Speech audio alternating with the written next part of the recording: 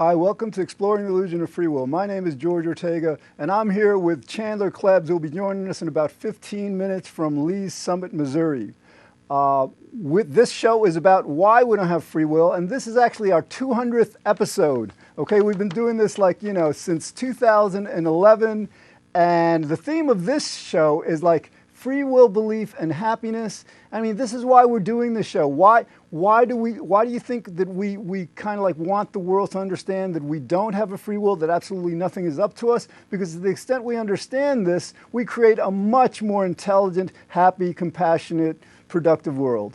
Okay, so again, Chandler will join us in about 15 minutes to wrap up the show, but let me just go through the theme, and then Chandler will just expand on it, reiterate whatever, bring his points in. So, all right, how is this connected to happiness? Well, first of all, I just want to mention that in terms of free will being an illusion, I mean, this is kind of something that our world's top minds understand this. Our world's top minds are probably Charles Darwin, Sigmund Freud, Charles Darwin of evolution, Sigmund Freud of psychology, and Albert Einstein of physics. These three guys all understood and made statements to the effect that free will is an illusion. They understood this. So it's not like this is actually an open question. I mean, a lot of people don't understand this. A lot of people don't understand physics or climate change, whatever. So we rely on authorities, but it's actually a lot more basic than that. Before I get into why, free will belief kind of limits our happiness and how we can become happier by overcoming this belief, let me just briefly explain to you why we don't have a free will in a way I think that you'll be able to understand, because it's going to rely on your own experience. Okay, for the next 15 seconds, I want you to blank your mind out completely. I don't want you to think about anything at all for the next 15 seconds. All right, and you can do it starting now. Okay, I'm going to be talking, right, and you're going to be trying to blank your mind. And as we get to the end of these 15 seconds, I can guarantee you will not have been able to blank your mind completely, because you don't have a free will. Because these thoughts that are coming into your mind right now, try as hard as you wish to not have them. They're going to be coming to you. Okay, that's the first test. Now, for the next 5 seconds, 10 seconds, whatever, I want you to try to think of nothing but a banana, okay? Just think about banana. I mean, you've got a free will. You say your thoughts are up to you, right? You say you can decide to choose to think whatever you want. For the next 10 seconds, think just of a banana. And again, in the past test, I'm going to be talking while you're doing this, while you're trying to do this, and I can guarantee you again that you will not have succeeded at thinking just as on a banana, because you don't have a free will, because whatever thoughts you were thinking while I was talking, while you were trying to think just as a banana, were not up to you. Okay, let's give it another test. This is a test of your experience. I mean, can you remember, we all try to be good people, right? I mean, we're raised by our parents and by our society to uphold rules and laws and all this. And this is important to us. We try to be good people. Now, who among us can claim that we're perfect? Who among us can claim that we don't make even small ethical mistakes pretty much on a daily basis, white lies? We kind of we forget to do the things we should do. We don't do the things we should do. We do the things we shouldn't do. It doesn't have to be major. It could be minor things. But again, if we had a free will, we would be perfect angels. We'd be doing good all the time.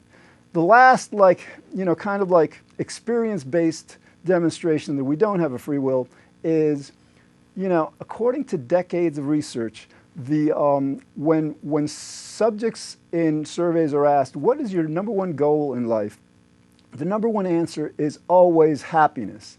We are actually hardwired to seek happiness. That's another reason we don't have a free will. We are hardwired, programmed to seek pleasure and avoid pain, okay, to seek happiness. Now, here's the problem. The problem is that if we had a free will, we would not have any negative thoughts. Our happiness is routinely interrupted by thoughts of anger, fear, sadness, unpleasant thoughts.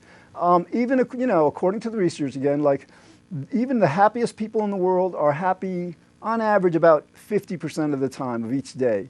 They're not happy about 30% of each day, and they're kind of like neutral, neither happy nor unhappy about 20% of each day. So that tells you, come on, if you can't choose to be happy, according to your free will, or to be as good as you want according to your free will, if you can't choose to keep your mind on one topic, like a banana or one image, whatever, and if you can't choose to just blank your mind, not, think any thoughts at all, you don't have a free will. All right, that's very clear to understand. So, like, why does this belief in free will that's been around for a few thousand years create so much harm? Because it pits us against other people and it pits us against ourselves.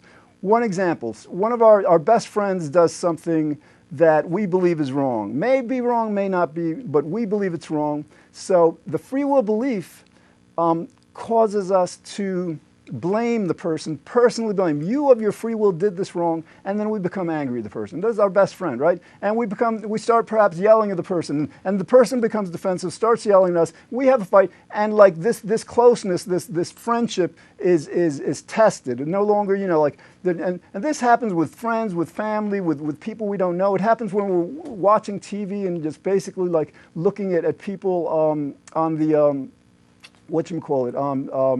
political stuff. So, all right, so like basically it pits us against other people. Now, to the extent we understand that we don't have a free will, we would understand, all right, yeah, my friend did something wrong, but I'm not going to I may be upset that it happened. I mean, we can blame God, we can blame the universe, we can blame whatever, but we can't logically blame our friend. And to the extent we do that, we might say, all right, I'm feeling like, I'm feeling what you did is wrong now. I can't blame you. Let's say like 5-10 years from now, everybody got that nobody has a free will. So the conversation would go, yeah, I don't know what's going on. The universe, God, whatever, is making me feel that you did something wrong. And I know, you're not personally responsible because you don't have free will, but let's try to figure this out. Let's try to figure out, whether it was wrong or not, how do we address it? So the free will belief, one thing it does is it distracts us from that process of solving problems. We get so caught up in the blame that we never get to the problem solving. All right, this has implications way beyond the personal. Here in our world, there's about 2 billion people on the planet that live on about $2 a day or less. Kids under 5 years old die of largely preventable causes at a rate of about 30,000 each day. Now here's the thing. Now how does free will belief come into this? Okay, basically, a lot of people in these rich countries like the United States and other rich countries, to the extent we believe in free will, we say about those, the parents of these kids who are dying every day, we say, well, they have a free will, they shouldn't be having these kids if they can't afford them, or they're just lazy for not working, so that's their fault, and we're not going to help them, we're not going to help their kids because they have their free will, are not acting responsibly, okay? That is the harm that free will belief causes on a global level. There's much more to it. With our criminal justice system, you have these kids, 14-year-olds, right? Like they live in a not so good neighborhood, right? And they get into trouble, as most of the kids, or a lot of times, a lot of kids in those neighborhoods do. Why? Well, if you believe in free will, you're going to blame them. You can say, well, somebody else didn't get into trouble, so this person should be able to. But you got to understand that's not how it works. In other words, like, if we want to solve these kinds of like problems of juvenile crime, of crime in general, we've got to solve them at the root, which is societal. If we have like an unfair society, if we have a society that gives rewards to certain people at 10, 20, 100, 200 times the amount that it gives rewards to other people, or just when people don't have enough to subsist, then crime develops. I mean, this is like, everybody knows this is not like new. So anyway, like this belief in free will just not only harms us on a personal level, it harms us sociologically. It harms us as a planet, it harms us as a people. I'm actually in a couple episodes going to do an episode on how it actually contributes to this climate change denial. A lot of people are denying that climate change is happening, and free will belief is implicated in that also. So again, like the theme is free will, belief, and happiness. Perhaps it's about more about minimizing unhappiness, all this unpleasantness, so that we can allow our natural happiness to emerge. Because again, like to the extent that like, and the other thing is like, it's not just about other people, it's about ourselves.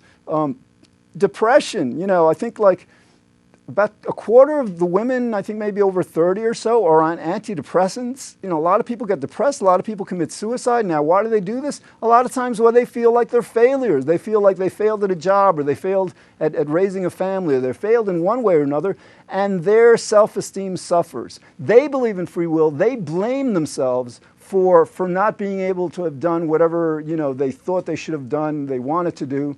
And this self-blame erodes their self-esteem. Now, I did a lot of research on happiness. So basically, there are 4 personality traits that are most correlated with happiness, and one of them happens to be self-esteem. So as a person's self-esteem erodes, there's self-value, self-worth, they basically become depressed. They feel bad about themselves, and again, that leads to depression, it leads to suicide, it leads to massive health care costs. I mean, if you want to think economically, we're wasting a lot of money, on antidepressants. We could be spending it, like feeding kids and just doing a lot better things that. So anyway, so this free will belief, again, the reason why it's so harmful is because it pits us not only against other people, but it pits us against ourselves. All right, so, and that's why we're doing the show. I mean, like, this is like part of a whole movement. I mean, this show started in January 2011, okay? We have a Manhattan show that runs actually every Wednesday at 11 p.m. If you're in Manhattan, you get it. If you're not, you can get it through the internet. It's Manhattan Neighborhood Network, okay, channel 56. And we do a live call-in show. I mean, twice a month. We're live, and actually in about hopefully a month or two, we're going to go from half an hour to an hour, and we are going to be live that whole time, and we debate it. We have a meetup every Saturday, 550 Madison Avenue in Manhattan, the Sony building. It's a meetup called Exploring the Illusion of Free Will, same title as this show. And we basically teach people why we don't have a free will and why it matters. Again, because it's not just enough to understand that we don't have a free will. We have to understand why it's important to know this, why we need to understand this. And all right, I just want to so what else are we doing? All right, my colleagues and I have published several books. We have a podcast actually going. What is it called? Free Will, Science, and Religion. And we tape that every Saturday and Sunday we do at least an episode. And so they're up on YouTube. They're up on iTunes. This show is up on iTunes. I haven't put up some episodes for a while, but I should do that soon. What else? I've got 2 books on this that I wrote. One of them is called Exploring the Illusion of Free Will, 2nd edition. Basically, I took the first 18 episodes of this show and transcribed them and just made them into a book. And then the second book I wrote is called Free Will, Its Refutation, Societal Cost, and Role in Climate Change Denial. And this is where I get into these, how this free will belief is not just wrong according to science, according to physics, according to biology, psychology, neuroscience. It's just harmful to society. And I get into the harm of the blame and the harm of the climate change denial. And again, both of these books, I mean, they're available in hardcover through Amazon, but you can also buy them for 99 cents, I think, on Kindle. So, they're very, very inexpensive. My colleagues have also published books. So anyway, this is a major kind of initiative, and it's all about happiness. Why would all right, it's to a certain extent, it's about truth, all right? Because if you believed that you were Napoleon, for example, you would actually be more sane, less delusional than somebody who believes in free will. Because for all we know, you could be the reincarnation of Napoleon or something. There's absolutely no way that you or any of us will ever have a free will. It just defies the laws of nature. It defies logic. As we explained in this, earlier, it defies our experience. We don't have a free will. Things are not up to us. It'd be nice if there were, because again, if things were up to us, we would be very good, and completely happy all the time. Again, our world has a lot of problems, personally, societally, globally. And to the extent that everybody is blaming each other and themselves for all that's wrong, we get distracted from solving the problem. This is happening with climate change, and this is happening across the board. So that's the theme of this show, just the idea that to the extent we understand, and again, I didn't go that deeply into explaining why free will is an illusion, but again, there's 199 episodes before this where, or at least a lot of them within that collection, that we go into the physics, we go into the psychology, how the unconscious makes free will impossible, how cause and effect makes free will impossible, how if you think that things are not caused, that also makes free will impossible, because you can't assign something that's not caused to a free will. We explain all this. Sometimes it's good to just watch these shows more than once, because, this is like a new language you're learning. It's like when you learn math, you have to repeat stuff, the new concepts, you'll get it. And so again, this is a revolution in human thinking. Thanks for watching. We'll be back with other episodes soon. Thanks. Hi, I'm Chandler Klebbs, and I'm going to be talking about how the belief in free will gets in the way of our happiness, and how we can be much happier in life without the negative aspects of believing in free will. First of all, let me talk about what I think happiness is, because everybody has a different idea of what happiness is. But generally, I would say that we're happy, like we feel joy when we're able to do the things that we want to do. And so here's the interesting part, is that we're happy when we're pursuing our desires, whether we like playing the piano, playing video games, or riding a bike, or whatever that may be for you. It might be different. Now, here's the interesting thing. A good way of understanding both that we don't have a free will and what happiness is think about this situation. Now, suppose that everyone in this society, they all had to play the piano. They were all told from an early age, well, you have to play the piano, and here's the way you got to do it. Or it could be the piano, or it could be everyone has to play football. So if it was made mandatory for everyone to play football, for example, well, here's the problem. That would make some people unhappy. Why? Because they don't enjoy playing football, or they're just not good at it, or they get hurt doing it. You know what I'm saying? So here's the interesting thing. To the extent that people believed in free will, they would blame those people and say, oh, well, you should be happy playing football. It's it's what everyone does. You just choose to be happy. Use your free will to choose to be happy. And so here's how the belief in free will relates to happiness, is that it fits into this myth that happiness is a choice, and that it's your responsibility, that you are the source of your happiness, and if you would just choose to be happy, then you'd be happy. Whereas there are those people out there who say that happiness is a choice and that anybody can just be as happy as they want. But most of us, that's not been our experience. We're happy when, we're doing what we want and when we're not in pain. And so here's the thing to understand, is that, yes, we don't have a free will. And what this means is that we don't choose what our desires are in the first place. We don't choose, what sport or musical instrument or video game we like more than another, or what foods taste better to us or another. However, there is no conflict between happiness and determinism, or indeterminism, as the case may be. Because happiness can exist. Being happy, feeling good about your life in general, which is what we all want, that can exist in a deterministic world. Something causes you to be happy, you find out what causes it, and you do more of it. And of course, in an indeterministic world, yeah, you'd be happy, but you wouldn't know why, because you'd be happy for no reason. However, while determinism and indeterminism, also known as causality and acausality, don't conflict with happiness, because you can be happy no matter whether it's caused or uncaused. You can't have a free will whether things are caused or uncaused, because your desire, you were caused to have the desires you do, most likely genetics and some of its environment, the way you're raised. Or your desires would have to be random. And if you had random desires, like that were just happening for no reason, like for no reason whatsoever, you desire to bang your head against the wall, and that makes you happy. Well, sure, you'd be happy, if you're the kind of person who was determined to get to get your pleasure out of banging your head against the wall. That make you happy. But nonetheless, even in that scenario, you would not be choosing your happiness. You would not be choosing those desires if they were acausal. And if they're causal, you can't choose them either, because there's an infinite regress there. There's a cause for a cause.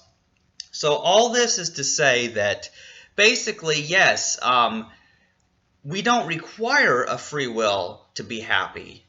And to the extent that we understand that we don't have a free will, that we're not truly the author, we're not morally responsible for how happy we are, that then I think we'll actually be happier, because we will be doing our desires without this extra guilt. Like, well, you enjoy doing this thing, but you feel guilty because somebody else, for example, tells you, you shouldn't be having fun. You shouldn't be doing this thing you enjoy. You should be working. You should be doing something productive with your time.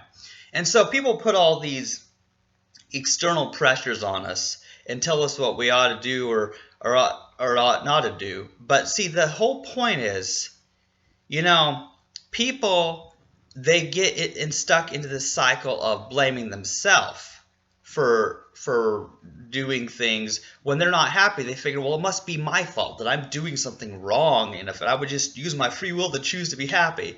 So here's the point, is happiness isn't really a choice, and yet people can increase their happiness.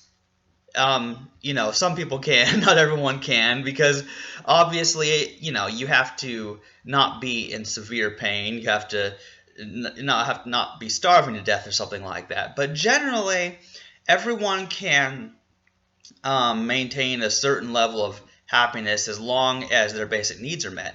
And here's the important thing. Your living situation, whether you have a roof over your head and food to eat and all of that stuff, that's going to play a big part in determining how happy you are. So naturally, you can see that how happy you are isn't up to you. That's the key issue. And but there will be people who will say, well, but it's up to you to choose to work your job and earn your money and pay your rent and bills and buy your food. Well, and that's the way society works. But here's the deal. Not everybody's in the same situation. Not everybody can work a job. Some are disabled. They don't get to choose how intelligent they are, how talented they are, what the job opportunities are in their area. So here's the deal. There's this complex interaction between the fact that we don't choose what our desires and what our needs are anyway. Similarly, we don't choose the situation that we're in that determines in what way we go about following our desires and getting our basic needs met. So here's the deal. This isn't some kind of fair playing field where everybody has equal opportunity and where one person did it so anybody can do it. No. We all got to do the best we can, and you know what? That's what it's really about. We all do the best we can, in any given situation. There's no such thing as better than our best. There's no could have done otherwise, like, well, you could have done this. You could have done this differently, and that would have made your life so much easier. And then the person gets to thinking, oh, you're right, I could have done this and I didn't do that. I'm a bad person because I didn't choose to do the right thing. But wait a minute. At that time, maybe you didn't know that that was something you could do. And because you didn't know that that was an option, you couldn't have done it. So that's the thing, is basically understanding that we don't have a free will makes us happier, because this isn't just some abstract, philosophical, irrelevant thing that has no practical application to our daily lives. Rather, it's extremely important, because what this means is that you will remove so much baggage, so much guilt and shame, feeling like you're a bad person because of mistakes you've made in the past. Because here's the deal,